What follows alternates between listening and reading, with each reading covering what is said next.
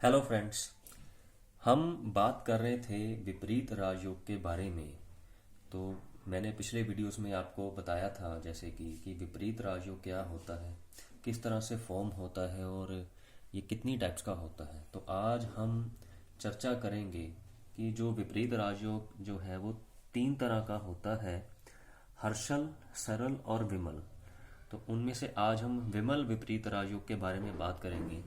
और जो एग्जाम्पल मैंने लास्ट अपने वीडियो में ली थी उसी एग्जाम्पल को कंटिन्यू करते हुए बताऊंगा कि इस चार्ट में जो विपरीत राजयोग बन रहा है वो है विमल विपरीत राजयोग। इसके बारे में आज आपको मैं बताऊंगा कि ये जो है इसका रिजल्ट क्या होता है। तो फ्रेंड्स, अगर आपने अभी तक चैनल को सब्सक्राइब नहीं किया है तो प्लीज़ चैनल को सब्सक्राइब कर दीजिए, ताकि जब भी कोई नया वीडियो अपलोड हो टाइम टू टाइम उसकी नोटिफिकेशन आपको मिल जाए। सो फ्रेंड्स, जब भी 12वें घर का जो राशि का मालिक होगा, यहाँ पर जो 12वें घर के राशि है कर्क राशि है और इसका मालिक जो है वो चंद्र बन रहा है। जब भी 12वें घर की राशि का स्वामी होगा वो छठे घर में होगा तो इसे विमल विपरीत राजयोग कहा जाएगा।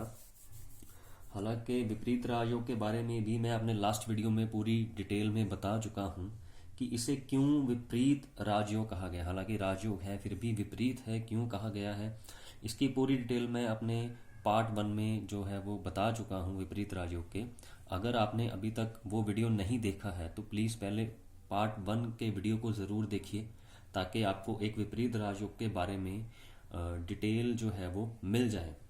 तो इस चार्ट के अकॉर्डिंग जो इस कुंडली के अकॉर्डिंग जो यहाँ पर विपरीत राजयोग बन रहा है वो है विमल विपरीत राजयोग।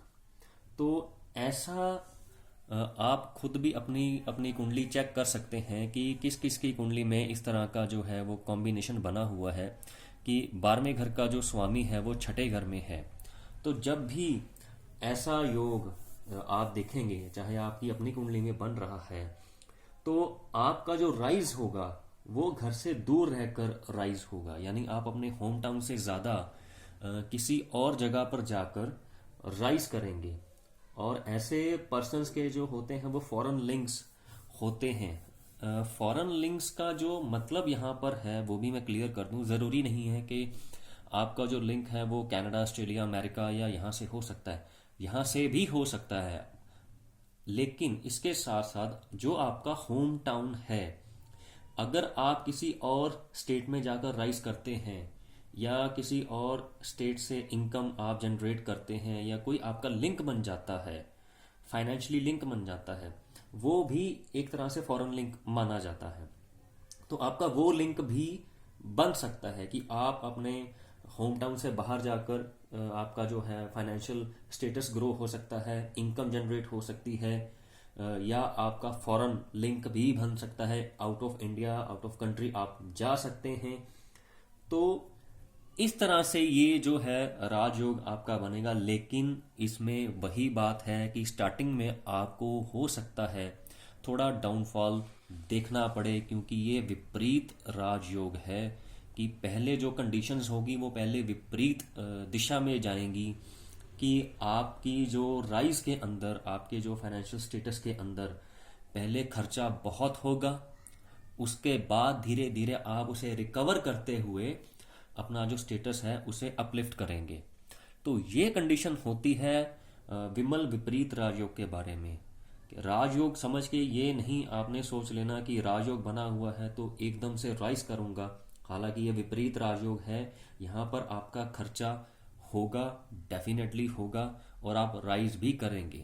लेकिन बात अंत में फिर वही आ जाती है कि जब भी आपकी कुंडली में कोई राजयोग, जो ग्रह है वो राजयोग बना रहा है, उसकी महादशा का सही वक्त पर आना बहुत ज़रूरी है।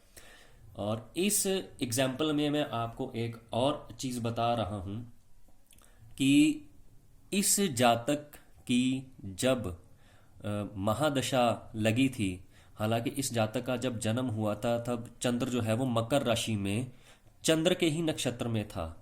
यानी कि इसकी जब महादशा थी वो चंद्र की ही महादशा थी, जो कि इसके जन्म के 3 साल के बाद खत्म हो गई, यानी जो इसके विपरीत राजयोग का जो प्लैनेट है चंद्र, वो उसकी महादशा इसके पैदा होने के 3 साल के बाद, यानी इसका जो जन्म था जातक का, वो चंद्र की महादशा में हुआ था। और चंद्र की महादशा में सिर्फ 3 साल का समय इसकी महादशा का बचा था कि ये विपरीत राजयोग की जो कंडीशन है वो इस पर खत्म हो गई।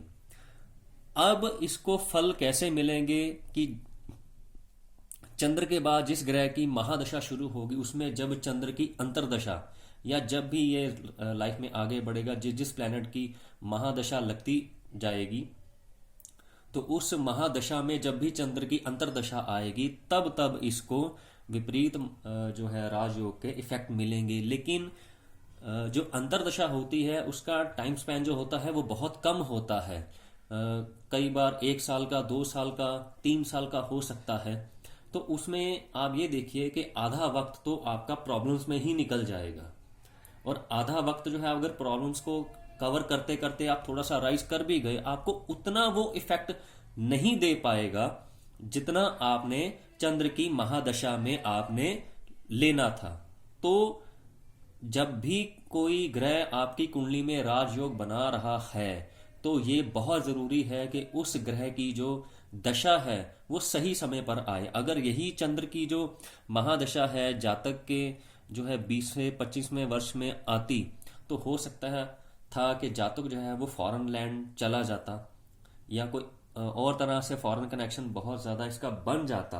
हालांकि उतना नहीं बन पाया जितना इस पर्सन ने कोशिश की थी, क्योंकि फॉरेन कनेक्शन के लिए बहुत से फैक्टर्स जो हैं वो होते हैं कि लगन लॉर्ड का जो है संबंध वो आपके फॉरेन हाउसेस से बन रहा हो, या फोर्थ का जो कनेक्शन है वो फॉरेन हाउसेस से बन रहा हो। तो ये फैक्टर्स देखने भी बहुत ज़रूरी हैं। तो किसी भी राजयोग को फलित तब होता है राजयोग जब उसकी महादशा सही समय पर आए, आपकी उम्र के सही समय पर आनी चाहिए। तो ये विमल विपरीत राजयोग के बारे में है कि ऐसे जातक जो हैं वो अपने घर से दूर रहकर राइज करते हैं, और स्टार्टिंग में इनका पैसा बहुत खर्च होता है।